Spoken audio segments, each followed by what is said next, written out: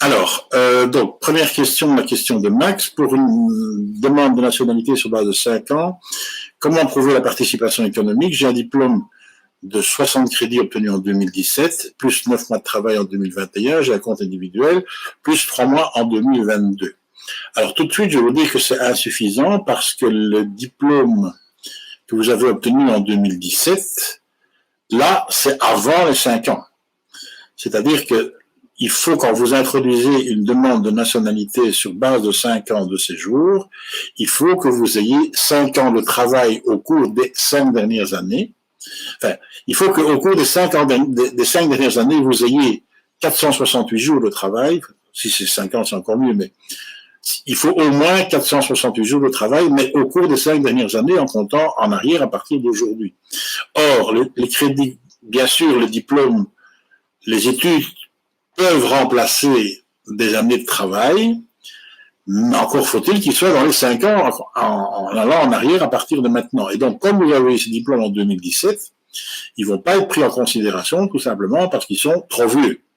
Donc, ce qu'il faut prouver, c'est que au cours des 5 dernières années, vous avez 468 jours de travail pour la participation économique. Donc, je vais reprendre mon petit tableau que j'ai déjà montré de nombreuses fois parce qu'on voit plus clair dans le petit tableau. Donc, nationalité belge en tant que majeur, il y a une condition donc de participation économique lorsqu'on est dans les 5 ans, donc le régime général, et la condition de participation économique, c'est que il faut avoir un travail salarié ou statutaire de minimum 468 jours au cours des 5 dernières années.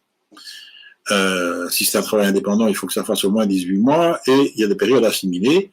Donc, les formations réussies, bien sûr. Donc, enseignement supérieur universitaire, 60 crédits égale à 1 an. Donc, on peut considérer effectivement que votre année de diplôme, qui est de 60 crédits, il correspond à 1 an et que donc, il peut remplacer 1 an de travail, donc à peu près 234 jours. 438 jours, ça correspond à 2 ans de travail à peu près. Mais le problème, c'est que c'est trop vieux. Ça doit être au cours des 5 dernières années. Et donc, dans votre cas ici, ils ne seront pas pris en considération. Donc, du coup, vous n'aurez que votre travail en 2021 qui sera pris en considération et celui de 2022. Et donc, pour ça, malheureusement, il n'y a pas assez.